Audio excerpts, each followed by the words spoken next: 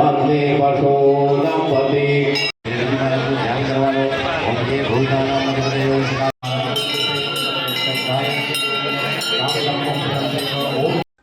ડીસા શિવધામ ખાતે મહાશિવરાત્રિએ ભવ્ય મેળો યોજાયો।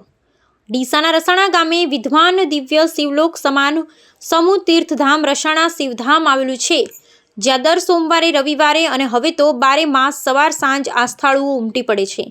ત્યારે આજે મહાશિવરાત્રિએ ભવ્ય મેળો યોજાયો છે। આ દિવ્ય ધામની વિશેષતા એ છે કે અહીં શ્રદ્ધાળુને જે ભગવાનના દર્શનની ઈચ્છા થાય તે પ્રભુ અહીં હાજરા હજુર છે।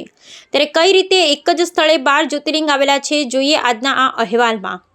ડીસાથી 7 અને પાલનપુરથી આશરે 20 કિલોમીટર દૂર દિવ્ય દેવનગર શિવધામ આવેલું છે। ડીસા નગરના સોલંકી માળી પરિવારના શ્રેષ્ઠી નાથાલાલ રામાજીએ તીર્થ ભ્રમણ કર્યા પછી કોઈ એક ચોક્કસ જગ્યાએ લોક કલ્યાણ અર્થે સામૂહિક દેવમૂર્તિ સ્થાપના ને પ્રતિષ્ઠા કરવાનું વિચાર્યું અને જયપુર જઈ ડાલુ ભરી વિવિધ દેવી દેવતાઓની દિવ્ય મૂર્તિઓ 4 ફેરા કરીને લાવ્યા ને લક્ષ્મીનારાયણ દેવની સ્થાપના 25 ડિસેમ્બર 2002ના શુભ દિવસે માળી કમીબેન ગોવિંદજી સોલંકીના સ્મરણાર્થે ને શિવધામની સ્થાપના તારીખ 3 જુલાઈ 2003ના દિવસે માળી હેમીબેન રામાજી સોલંકીની યાદમાં પ્રાણ પ્રતિષ્ઠા અને મૂર્તિ સ્થાપન સમારોહ કરવામાં આવ્યો હતો।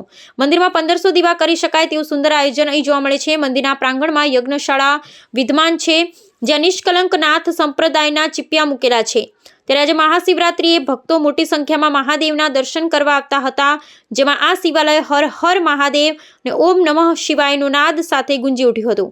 ત્યારે ધોરણ 10-12ની બોર્ડની પરીક્ષાને પણ હવે ગણતરીના દિવસો બાકી છે, ત્યારે વિદ્યાર્થીઓએ પણ બોર્ડની પરીક્ષા શાંતિપૂર્ણ માહોલમાં સંપન્ન થાય તેવી પ્રાર્થના શિક્ષકોએ કરી હતી। ત્યારે એક સાથે 12 જ્યોતિર્લિંગના દર્શન કરવામાં બનાસકાંઠા સહિત ઉત્તર ગુજરાતના લોકો મોટી સંખ્યામાં આવી રહ્યા છે।